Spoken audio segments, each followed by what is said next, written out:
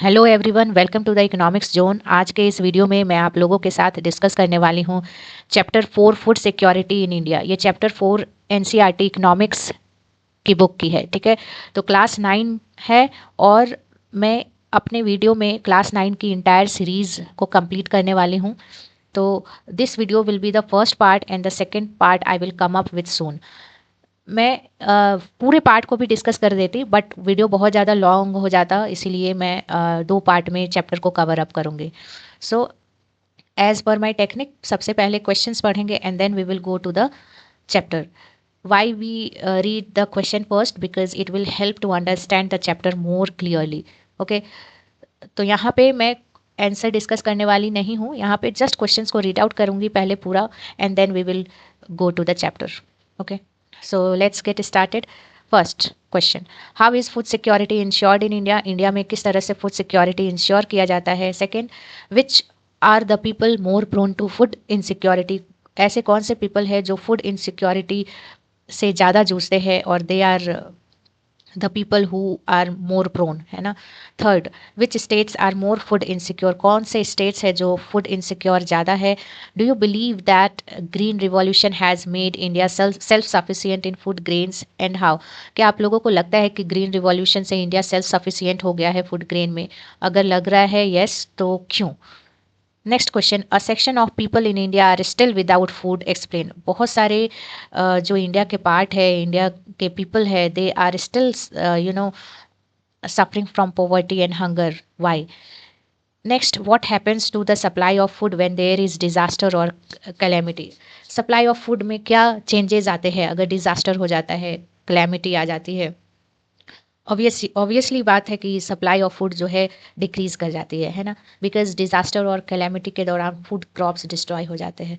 We will discuss in detail but for the time being we will read only question. Differentiate between seasonal hunger and chronic hunger. Seasonal hunger और chronic hunger में क्या differences है? What has our government done to provide food security to the poor? Discuss any two schemes launched by the government. हमारी government जो है food security को ensure करने के लिए क्या क्या स्कीम्स लाई है, क्या क्या काम कर रही है, उसके बारे में डिस्कस करना है और कोई टू इम्पॉर्टेंट स्कीम्स के बारे में डिस्कस करना है। Next, why buffer stock is created by the government? Buffer stock क्यों क्रिएट किया गया है गवर्नमेंट के द्वारा? Write notes on a, minimum support price के बारे में बताना है, बफर स्टॉक क्या है, बी सी इशू प्राइस क्या होता है, फेयर प्राइस शॉप्स क्या होते हैं। Next question is, what are the problem of the functioning of ration shops? Next question again, write notes on the role of cooperatives in providing food and related items. Cooperative जैसे अमूल हो गए और इस तरह से बहुत सारे स्मॉल इंडस्ट्रीज होते हैं जो कोऑपरेटिव्स होते हैं, जो बहुत बहुत सारे लोग मिलके एक इंडस्ट्री को चलाते हैं, वो कोऑपरेटिव्स होते हैं। तो उनका क्या रोल है to provide food and related items? Okay, so at the end of the chapter we will definitely discuss the answer in detail, but for the time being we will going to discuss the chapter first. So हम लोग इस chapter में क्या क्या पढ़ने वाले हैं? तो we will study the food security, what does it means. उसके बाद वल्नरेबल पीपल कौन है in regards to food insecurity, और फूड सिक्योरिटी डिपेंड किस पे करता है? पीडीएस सिस्टम में करता है, विजिलेंस, गवर्नमेंट विजिलेंस, और the action at time when this security is threatened. Government का एक्शन यहाँ पे बात किया जा रहा है, ठीक है। What the action government is taking during the food insecurity time. So what is food security? Food security का मतलब क्या होता है? ऐसा नहीं है कि सिर्फ 2 वक्त की रोटी मिल जाए तो हम लोग कहेंगे कि हाँ the people are food secure. Food secure का मतलब होता है, फूड सिक्योरिटी का मतलब होता है अवेलेबिलिटी ऑफ फूड, ठीक है, एक्सेसिबिलिटी होना चाहिए और अफोर्डेबिलिटी होना चाहिए। अब ये जो 3 टर्म्स है, this 3 terms are very important. Available होना चाहिए फूड सबके लिए, ठीक है। कैसे? तो within the country production होना चाहिए, इम्पोर्ट एनफ होना चाहिए और प्रीवियस ईयर का स्टॉक गवर्नमेंट के पास रहना चाहिए। Then we can say that there is availability of food, ठीक है। मान लीजिए गवर्नमेंट का स्टॉक नहीं रहा, इंडिया में फूड का प्रोडक्शन अगर रिड्यूस हो जाता है या फिर इम्पोर्ट नहीं हो पाता है इनफ क्वांटिटी में, तो हम लोग कहेंगे कि फूड अवेलेबल नहीं है and India can be you know in risk of food insecurity. Accessibility मतलब क्या होता है? Accessibility means food is with in the reach of every person. Accessible होना चाहिए, ऐसा नहीं है कि शॉप वगैरह या फिर दुकान जो होते हैं या फिर मार्केट होते हैं बहुत दूर है और लोगों को खाना नहीं मिल रहा है उसके चलते। मान लीजिए कि अवेलेबल है लेकिन लोगों से बहुत दूर है, या फिर लोगों के पास पैसे हैं लेकिन वो एक्सेस नहीं कर पा रहे हैं because of some reason. Affordability, यहाँ affordability is also playing very important role in food security. कैसे? क्योंकि मान लीजिए कि किसी के पास इनफ मनी नहीं होती है सफिशियंट फूड बाय करने के लिए, that means that person will be food insecure, है ना। तो अफोर्डेबिलिटी होना चाहिए। अगर फूड अवेलेबल है लेकिन बहुत ज़्यादा प्राइस में है और पुअर पीपल अवेल नहीं कर पा रहे हैं, इसका मतलब क्या होगा? Poor people will suffer from food insecurity because they do not have enough money to afford the food in the market. Therefore, we can say that food security is ensured in the country. हम लोग कह सकते हैं food security एक country में ensure किया गया है। कब?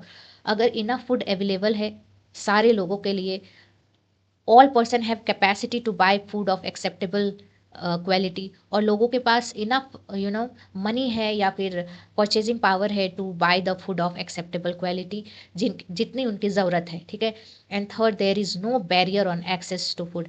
ऐसा नहीं हो कि लोगों को फूड खरीदने के लिए मीलों मीलों दूर चलना पड़े, बहुत दूर जाना पड़े, तो वो भी एक बैरियर होती है to access to get food, तो वो बैरियर भी नहीं होनी चाहिए। Then we will say that any country is food secure. Okay, now we will look at the table. In the year 1970s, food security was understood as availability at all times of adequate supply of basic foods. देखिए 1970s era में क्या था कि सब कुछ सोचते थे कि फूड सिक्योर तभी कहेंगे जब फूड अवेलेबल हो, बट एक्सेसिबिलिटी भी तो होनी चाहिए, अफोर्डेबिलिटी भी होनी चाहिए। अगर ये दो चीज़ें नहीं रही तो फूड सिक्योरिटी इंश्योर नहीं की जाएगी।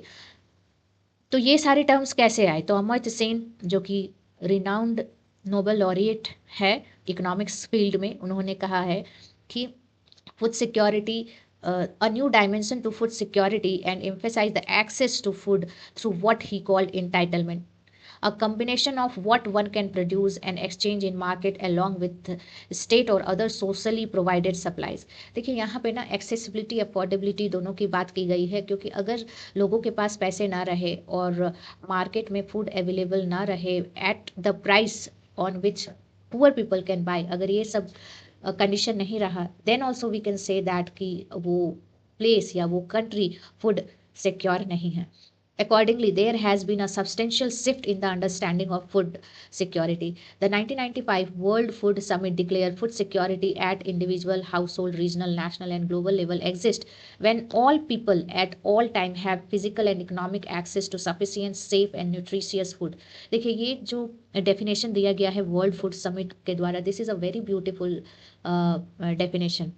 यहाँ पे बोला गया है कि फूड सिक्योरिटी जो है इंडिविजुअल लेवल में, रीजनल, नेशनल और ग्लोबल लेवल में तभी एग्जिस्ट कर पाएगा जब हर समय फिजिकली और इकोनॉमिकली फूड एक्सेसिबल हो, और जो भी फूड एक्सेसिबल हो वो सफिशियंट हो, सेफ हो और न्यूट्रिशियस हो, राइट। ऐसा नहीं कि फूड अवेलेबल हो but it is not sufficient और not safe and not even nutritious. तो अगर ये सारा कंडीशन को फुलफिल करता है, then a country, a region, a household, a individual can be called as food secure, right. The declaration for the recognize poverty eradication is essential to improve access to food, ठीक है। Food agriculture organisation जो है declare किए कि मतलब food secure होने चाहिए हर एक people, whether they are residing in any part of the country, and at the same time poverty eradication भी होना चाहिए। अगर पोवर्टी इरेडिकेशन हो तो फूड सिक्योरिटी जो है वो अपने आप सिक्योर हो जाती है, ठीक है, इंश्योर हो जाती है। Why food security? The poorest section of the society might be food insecure most of the time, while person above poverty line might also be food insecure when the country faces a national disaster calamity like earthquake, drought, flood, tsunami, widespread failures of crop causing famine. देखिए यहाँ बात की गई है कि food security, why food security का होना क्यों इम्पॉर्टेंट है। और यहाँ पे बातें की गई है कि कौन पीपल है जो कि फूड इनसिक्योर है। डेफिनेटली जो पुअर सेक्शन ऑफ सोसाइटी है वो फूड इनसिक्योर है, क्योंकि उनकी जॉब इरेगुलर होती है, एम्प्लॉयमेंट नहीं होती, रेगुलर सोर्स ऑफ इनकम नहीं होता, that's why they are the people who are prone to the food insecure. On the other hand, जो people affected by the natural disaster, calamity etc, वे भी food insecure होते हैं. मान लीजिए कोई भी इलाका है, the hilly part of the region of the country where the people above the poverty line is residing, but at the time of natural calamity or disaster they might face food insecurity because of unavailability, accessibility and affordability of food at that particular time. हमेशा नहीं होता, लेकिन इस condition के दौरान होता है, ठीक है, क्योंकि फूड शॉर्टेज हो जाते हैं और वहाँ पे कम्युनिकेशन ब्रेक हो जाता है, ट्रांसपोर्टेशन वगैरह नहीं होता है जो रेगुलर फॉर्म में होता रहता है, और फूड का अवेलेबिलिटी जिस कारण कम हो जाता है, ठीक है. अब जो नेचुरल डिज़ास्टर बहुत ही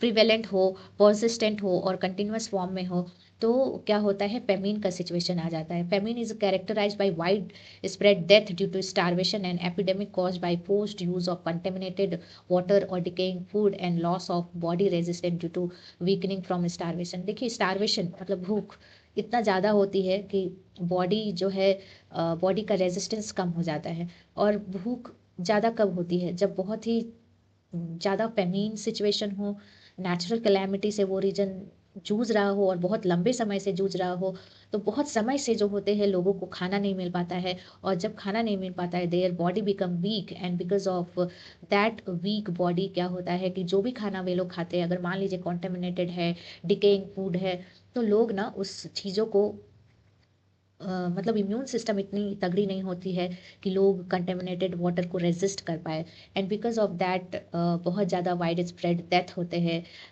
लोग बीमार पड़ते हैं और ज़्यादा से ज़्यादा लोगों का डेथ होने का चांसेस बढ़ जाता है. और यहाँ पे एक एग्जांपल दी गई है कि फेमिन ऑफ बंगाल इन 1943, वो बहुत ही ट्रॉमेटाइज इवेंट था इंडिया के लिए. 1943 में बहुत सारे लोग यहाँ पे मारे जाते हैं because of the famine in 1943, ठीक है. Do you know who were affected most by the famine? Obviously poor section of society, जो मैंने आपको बताया ऊपर में. Now the agricultural laborer, definitely they are the people who are poor, right? Fisherman, transport worker and other casual labourer. आप देख सकते हैं कि इन लोगों का इनकम जो होता है इरेगुलर होता है, जॉब इरेगुलर होता है, and during your most of the month they remain unemployed, and because of that they are the one who are most affected by the famine.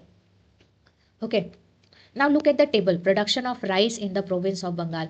Bengal की बातें की गई है और यहाँ पे ईयर दिया गया है कि 1938 में राइस का प्रोडक्शन कितना हुआ, कितना इंपोर्ट किए, कितना एक्सपोर्ट किए, एंड टोटल अवेलेबिलिटी कितना रहा. ओके,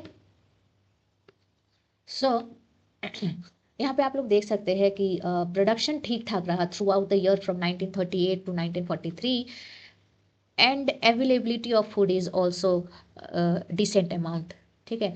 तो यहाँ पे अब हम लोग डिस्कस करते हैं क्वेश्चंस को. Some people say that Bengal famine happened because there was a shortage of rice. Study the table and find out whether you agree with the statement. देखिए, ये टेबल को पढ़िए और यहाँ पे आपको दिखता है कि 1941 में फूड का प्रोडक्शन 68 लाख टन था, ठीक है. और 1943 में फूड प्रोडक्शन जो है 76 लाख टन था, ठीक है. तो अगर आप कंपेयर करें तो 1943 का प्रोडक्शन तो ज़्यादा है 1941 के कंपैरिजन में, तो फिर 1943 में क्यों फेमिन आया.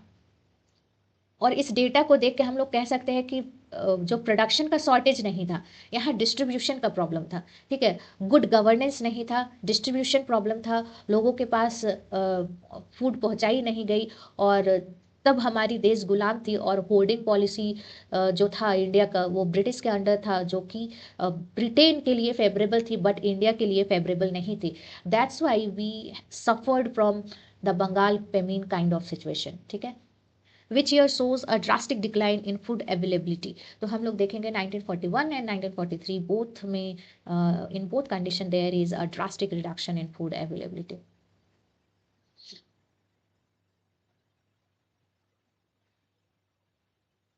Okay, now moving forward you can look at the picture 4.1 and 4.2. यहाँ 4.1 में बताया जा रहा है कि स्टारवेशन विक्टिम्स मतलब जो कि जिन्हें बहुत दिन से खाना नहीं मिल पाया है, वो उन्हें स्टारवेशन विक्टिम कहा गया है, वो रिलीफ कैंप में है। ठीक है, और ये कब की बात की जा रही है? 1945 की बातें की जा रही है। Now look at the picture 4.2। During the Bengal famine of 1943 a family leave its village in Chittagong district in Bengal. देखिए, फूड का इतना ज़्यादा क्राइसिस हो चुका था कि बहुत सारे फैमिली को मजबूरन अपने घर छोड़ के दूसरे रीजन में जाना पड़ा, where they can find food, employment etcetera, है ना। ओके, नाउ ये सारे क्वेश्चंस को अब हम लोग कंप्लीट करने का कोशिश करते हैं। ठीक है, what do you see in picture 4.1? 4.1 में हम लोगों ने देखा कि स्टारवेशन विक्टिम जो है रिलीफ कैंप में आए हुए हैं 1945 के दौरान। Okay, which age group is seen in the first picture? तो 4.1 पिक्चर में हम लोग देखते हैं कि the people who are senior citizen have reach to the relief camp. ठीक है, तो the people belonging to the age bracket of 50 to 70 are there. Okay, next, can you say that family shown in the picture 4.2 is a poor family and why? देखिए, picture 4.2 जब आप लोग देखते हैं तो definitely you can see that कि ये जो फैमिली है पुअर फैमिली है। वाई? कैसे कह सकते हैं? एक तो पैर में चप्पल नहीं है, शूज़ नहीं है, इनके बॉडी को देखिए, हड्डी दिख रही है, इसका मतलब माल न्यूट्रिशन है। बॉडी में कपड़े भी नहीं है, so they are deprived from food, cloth and the basic necessities of life. That's why we can say that the picture 4.2 is a poor family. Next, can you imagine the source of livelihood of people before the occurrence of the famine? देखिए, अब इस context में अगर देखा जाए, अगर इस picture को देखा जाए तो ये लोग कहाँ काम करेंगे? एज ए एग्रीकल्चरल लेबरर ही काम कर सकते हैं, राइट? या फिर मान लीजिए कि जो भी सीज़न है जहाँ पे हार्वेस्टिंग, सोइंग ये सब नहीं हो रहा है, तो नियर बाई विलेज में जो भी स्मॉल इंडस्ट्री यूनिट है, अगर उनको काम मिल जाती है पार्ट टाइम, तो वहाँ वे लोग काम कर लेते हैं।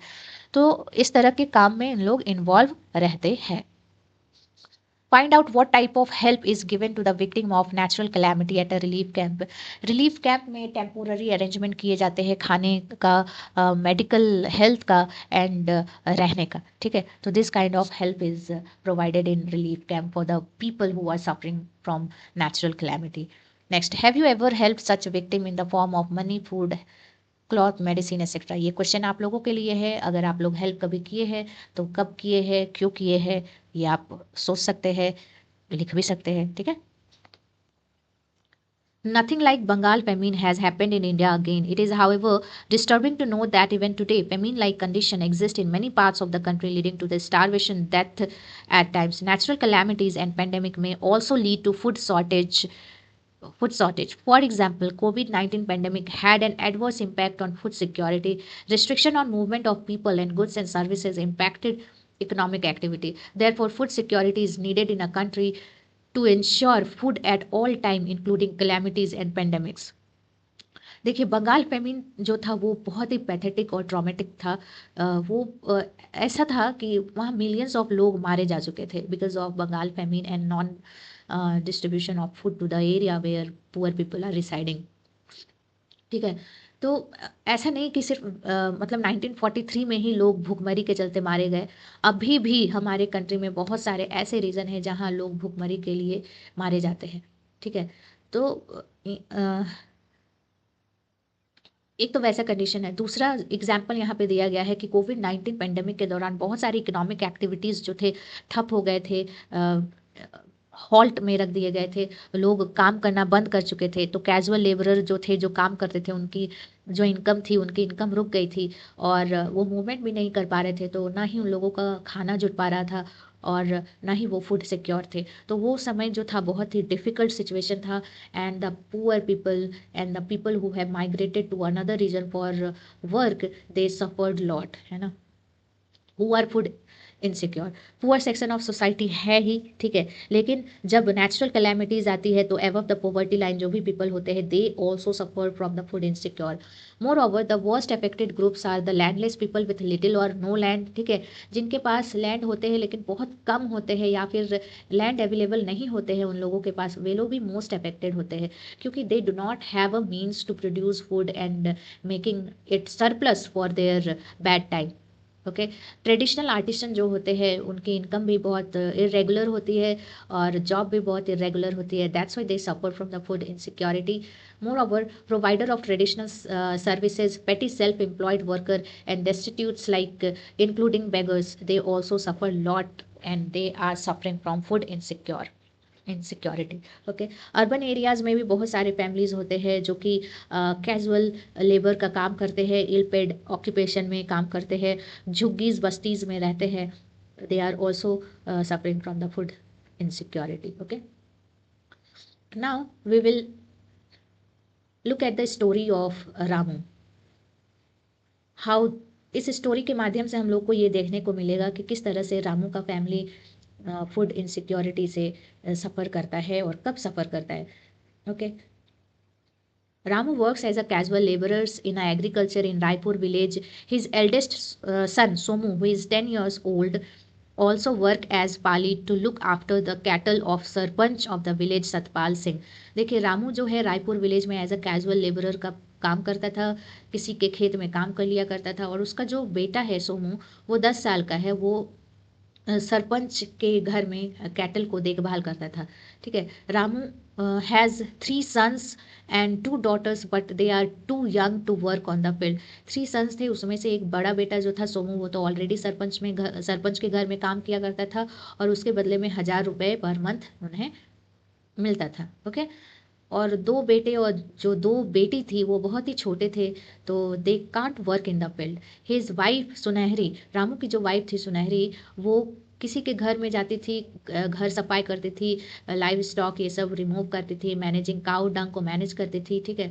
गोईठा वगैरह बनाना या फिर वो जहाँ पे गाय वगैरह रहते हैं उसको साफ करना, ये सारे काम सुनहरी करती थी, जिसके बदले में उसे 1/2 लीटर मिल्क मिल जाता था और cooked food sometimes vegetable etcetera मिल जाते थे। ठीक है। Besides she also work in the field along with her husband in busy season, harvesting, sowing. ठीक है। ट्रांसप्लांटिंग सीजन में जॉब ज़्यादा अवेलेबल होते हैं एग्रीकल्चरल फील्ड में, उस समय सुनहरी अपने हस्बैंड को हेल्प किया करती थी, इन द सेंस कि इनकम सप्लीमेंट किया करती थी by working in the field along with Ramu. ठीक है। देखिए सोइंग, ट्रांसप्लांटिंग और हार्वेस्टिंग सीजन में तो काम बहुत होते हैं, लेकिन उसके बाद जो समय होता है वो प्लांट को चाहिए कि वो ग्रो करे, है ना। तो उस पीरियड में काम अवेलेबल नहीं होते हैं। तो रामू जो है अनएम्प्लॉयड रहता है about 4 month during period of plant consolidation and maturing. He looks for work in other activities. उस समय वो दूसरी जगह काम खोजता है। ठीक है। Sometimes he gets employment in brick laying और in construction activities in village. इस दौरान कभी कभी वे ब्रिक इंडस्ट्री में काम करते थे, या फिर कभी कभी कंस्ट्रक्शन एक्टिविटीज़ में काम किया करते थे विलेज में, जैसे पॉन्ड्स बनाना या फिर जो भी रोड वगैरह कंस्ट्रक्शन की काम होती थी वो सब काम अगर मिल जाता था तो वो सब काम करते थे। By all his effort, Ramu is able to earn enough either in cash or kind for him to buy essential for 2 square meals for his family। देखिए रामू जितना अर्न करता था वो इनफ था 2 वक्त की रोटी के लिए, उससे ज़्यादा नहीं। ठीक है। 2 वक्त की रोटी के लिए इनफ थे, because his family was very big and catering to the basic need was even difficult for Ramu. By all his okay, however during the day when he is unable to get some work, 4 महीने में अगर उनको काम नहीं मिलता था रामू को, he and his family really face difficulties, तब उन्हें डिफ़िकल्टीज़ का सामना करना पड़ता था, बिकॉज फैमिली बहुत बड़े थे, 4-5 बच्चे थे, और अगर मान लीजिए काम रेगुलर बेसिस में ना मिले तो डेफिनेटली क्या होता था कि उन्हें बहुत ज़्यादा सफ़र करना पड़ता था। ओके। तो these are the problem that Ramu's family is facing. तो हम लोग कह सकते हैं कि Ramu is food insecure during 4 month when he remains unemployed because of seasonal nature of agriculture work. देखिए एग्रीकल्चर वर्क तो सीजनल नेचर का होता ही है, और 4 मंथ में अगर रामू को अनएम्प्लॉयड बैठना पड़ता था तो उनकी फैमिली जो है फूड इनसिक्योरिटी की शिकार हो जाती थी। Okay. Looking at the table, जो इस टेबल में हम लोग जो स्टोरी पढ़े रामू का, on the basis of that we will going to discuss the answer of the questions given here. Why is agriculture a seasonal activity? Obviously ये seasonal activity इसीलिए है क्योंकि plant needs time for growing, maturing and consolidating. That's why agriculture is a seasonal activity. Why is Ramu unemployed for about 4 months in a year? Because Ramu live in village and the main activity or the main work on which he depend was agriculture. Since agriculture is a seasonal activity, that's why Ramu is unemployed for about 4 months in a year. What does Ramu do when he is unemployed? He either works in bricklaying industry or in construction activities. Who are supplementing income in Ramu's family? Ramu's wife Sunehri and his son, uh, what is his name? Somu. Ramu's wife Sunehri and Ramu's son, eldest son Somu, supplementing income in Ramu's family. Okay. Why does Ramu face difficulty when he is unable to have work? देखिए 4 महीना बहुत ज़्यादा दिन होता है. 4 month is equivalent to 120 days. और इस 120 दिन में अगर इनकम ना हो तो definitely the family will going to suffer from the food insecurity, है ना. When is Ramu food insecure? Ramu is food insecure when he is unemployed और during 4 month of the year. Ramu's family become food insecure because of unavailability of other job in other areas also, है ना. Story of Ahmad. अब हम लोगों ने देखिए यहाँ पे हम लोगों ने क्या पढ़ा, स्टोरी ऑफ रामू, कि किस तरह से उनका काम चलता था और किस मंथ में how they suffer from the food insecurity and why. Now we will going to study the story of Ahmad. देखिए स्टोरी के माध्यम से आप लोगों को क्लियरली बताया जा रहा है कि किसी पुअर फैमिली की कंडीशन कैसी होती है. ठीक है, एक तो फैमिली जो होते हैं वो लार्ज साइज के रहते हैं, दूसरा इरेगुलर जॉब होते हैं, तीसरा लैंड अवेलेबल नहीं होते हैं उन लोगों के पास. because of that they suffer from the food insecurity. Okay, now look at the story of Ahmad की स्टोरी को देखते हैं और समझते हैं कि how the story of Ahmed is different from story of Ramu. Ahmed is a rickshaw puller in Bangalore. He has shifted from Jhumri Talaya along with his 3 brother, 2 sister and old parents. देखिए अहमद की family भी कितनी बड़ी है, 3 brother है, 2 sister है, 5 और old parents mummy papa 7, including him is 8, है ना. तो family size is very big. तो वो बेंगलोर में शिफ्ट होता है, एक छोटी सी झुग्गी में रहता है. The survival of all his family depend on his daily earning from pulling rickshaw. और सारे जो फैमिली मेम्बर है उसी के मतलब इनकम में डिपेंडेंट है. However he does not have secure employment, उसके पास सिक्योर एम्प्लॉयमेंट नहीं है. And his earning fluctuate every day. Rickshaw puller है तो कभी ज़्यादा इनकम कभी कम इनकम होता था. During some days he gets enough earning for him to save amount after buying all his day to day necessities. On other days he barely earns enough to buy his daily necessities. कभी कभी तो बहुत मतलब बहुत ज़्यादा तो नहीं बोलेंगे लेकिन इतना कमाते थे कि कुछ डेली बेसिक कमोडिटीज़ खरीदने के बाद भी अहमद के पास पैसा बच जाते थे. लेकिन कभी कभी ऐसा होता था कि वो barely day to day necessities की चीज़ों को खरीद पाते थे. However fortunately Ahmed has a yellow card. उसके पास येलो कार्ड था, पीडीएस कार्ड, जो कि बिलो पॉवर्टी लाइन के लिए था, है ना. और उस कार्ड से वो क्या करता था कि मंथली राशन उठा लेता था फेयर प्राइस शॉप से. और जो भी कमोडिटी खरीदता था वो half of the market price में उसको मिल जाता था. क्यों मिल जाता था? क्योंकि उसके पास येलो कार्ड था. And yellow card is for below the poverty line people. और उस कार्ड के माध्यम से वो जो भी चीज़ें खरीदता था वो half of the market price में मिल जाता था. In this way Ahmed is able to eke out manage, कह सकते हैं able to survive with less than sufficient earning for his big family where he is the only earning member.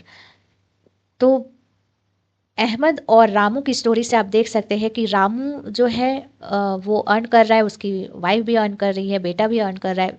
Still they are suffering from food insecurity problem. But when you study the story of Ahmed you will find that वो अपने family का एक लौता ऐसा इंसान था जो कि कमा रहा है फिर भी अपना फैमिली को अच्छे तरीके से मैनेज कर पा रहा है. तो वो कैसे पॉसिबल हो पाया? Because of this PDS card.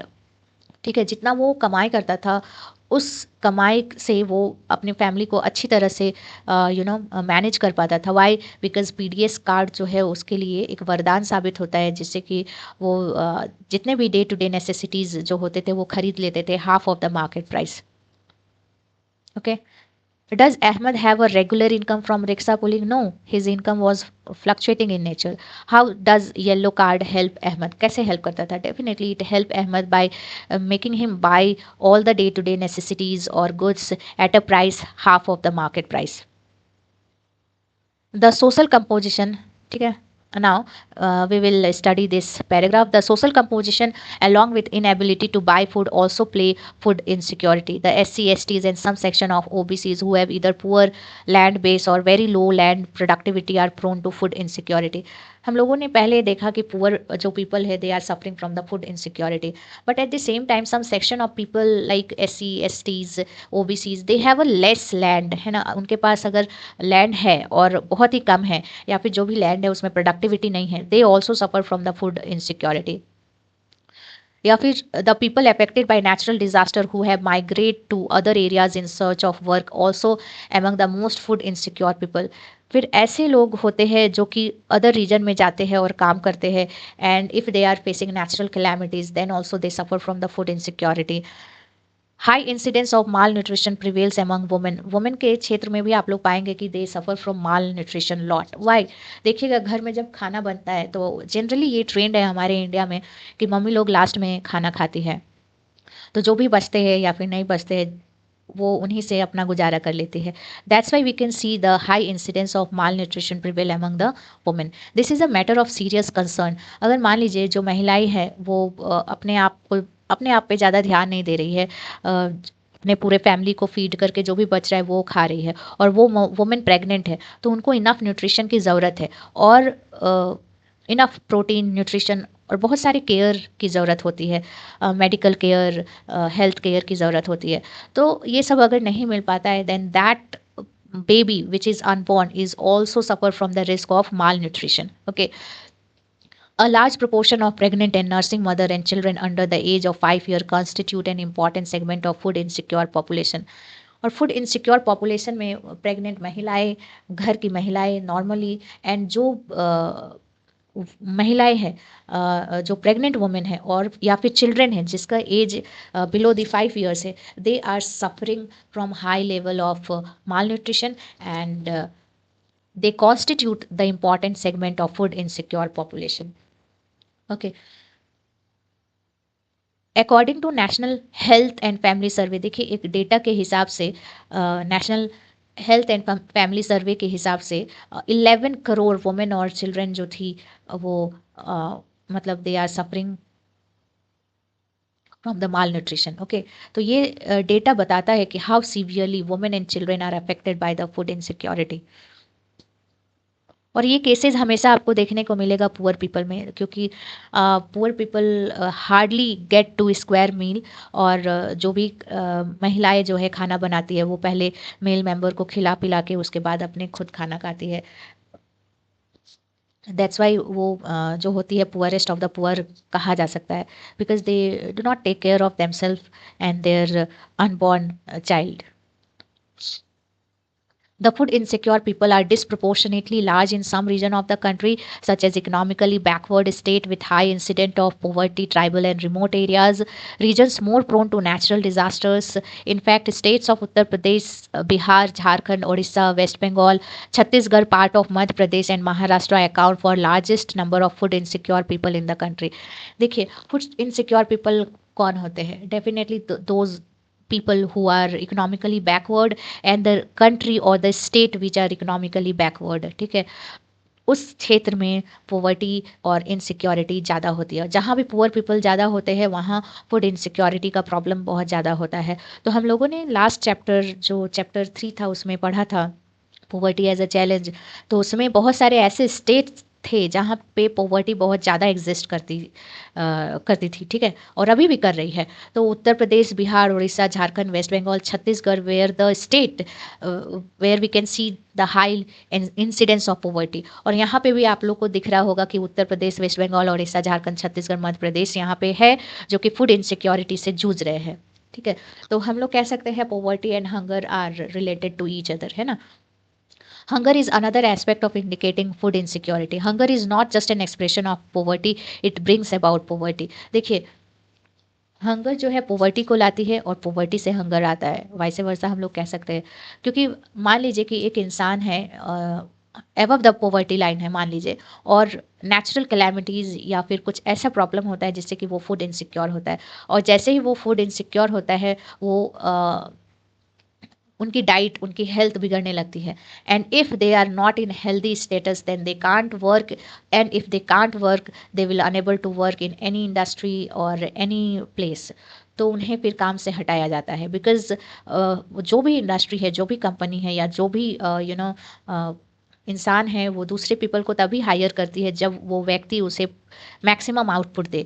जब इंसान मैक्सिमम आउटपुट नहीं दे पाता तब उसे एम्प्लॉयमेंट मिलना मुश्किल हो जाता है। Because of that the people become unemployed, है ना। अगर वो ठीक से काम नहीं कर पाया और मालिक या एम्प्लॉयर देखते हैं कि ये बंदा ठीक से काम नहीं कर पा रहा है, इसकी प्रोडक्टिविटी और इफिशियंसी अच्छी नहीं है, तो उन्हें जॉब से हटाया जाता है। So they become eliminated from the job and then he become prone to the hunger and then he become poor also. तो hunger and poverty is related to each other. Hunger brings about poverty and poverty also brings hunger. So these two are very correlated, interrelated, intertwined with each other. तो यहाँ पे बताई गई है कि seasonal hunger और chronic hunger किसे कहते हैं। Chronic hunger is a consequence of diet persistently इनएडिक्वेट in terms of quantity और क्वालिटी। देखिए, लगातार एक इंसान जो है उसको प्रॉपर डाइट नहीं मिल रही है, इन एडिक्वेट खाना मिल रहा है in terms of quantity, quantity में भी कम मिल रहा है, क्वालिटी में भी कम मिल रहा है। Quality in the sense proper nutritious diet नहीं मिल रहा है, ठीक है। मान लीजिए सिर्फ कार्बोहाइड्रेट कंजप्शन कर रहे हैं, vitamin, protein etcetera, all these are lacking in their food habits, then also the person suffer from the chronic hunger. और क्रोनिक हंगर के लिए परसिस्टेंट होना चाहिए, लगातार। मान लीजिए कि कोई व्यक्ति है वो थ्रू आउट द ईयर बहुत ही कम खाना कंज्यूम कर रहे हैं, और क्वांटिटी में भी कम कंज्यूम कर रहे हैं, क्वालिटी में भी कम कंज्यूम कर रहे हैं, that person is suffering from the chronic hunger. On the other hand, seasonal hunger is related to the cycle of food growing and harvesting. ये तो एग्रीकल्चर के केस में हो गया कि मान लीजिए जो पुअर पीपल है, लैंडलेस लेबरर जो होते हैं, वो डेली कमाने खाने वाले इंसान होते हैं, तो अगर उन्हें जॉब मिलती है तो वो खाना ठीक ठाक खा पाते हैं। But at the same time the season apart from sowing harvesting, what happens is that they become unemployed, and because of that they suffer from the food insecurity. तो ये जो हो जाता है, एग्जाम्पल अगर हम कहें तो ये सीजनल हंगर का एग्जाम्पल है। ये हम लोग अर्बन केस में भी देखते हैं कि मान लीजिए कि कोई पर्सन है जो कि अर्बन एरियाज़ में काम कर रहा है, और कोई सीज़न में वो बहुत कमाता है और कोई सीज़न में उसके लिए जॉब अवेलेबल नहीं है। आर्टिशंस का अगर बात किया जाए तो दुर्गा पूजा या फिर कोई पूजा वगैरह होता है तो जो आर्टिसंस होते हैं वो अपना आर्ट के थ्रू अच्छा इनकम कर लेते हैं। But when there is no season of puja and anything which do not require artistic work, तब they become prone to the seasonal hunger, है ना। ये मैं एक जस्ट एग्जांपल दी, आप इस तरह से अलग एग्जांपल सोच सकते हैं। आप सोचिए और बताइए और कौन कौन ऐसे पीपल हो सकते हैं अर्बन एरियाज में who can suffer from the seasonal hunger. At least name the three person belong in urban areas, है ना। Now table 4.2 is indicating percentage of household with hunger in India. Types of hunger seasonal और chronic, rural और urban areas में बताया गया है। तो seasonal अगर हंगर की बात की जाए, अगर थ्रू आउट ईयर, तो धीरे धीरे रिड्यूस हुआ है सीजनल हंगर, और क्रोनिक हंगर भी रिड्यूस हुआ है, ठीक है, परसेंटेज के हिसाब से। तो आज का वीडियो यहीं पे ख़त्म करते हैं। In next video we will come with the part 2 where we will discuss all the remaining part of the chapter and the most important questions के सारे आंसर भी डिटेल में डिस्कस किए जाएंगे। Thank you everyone for the patience listening.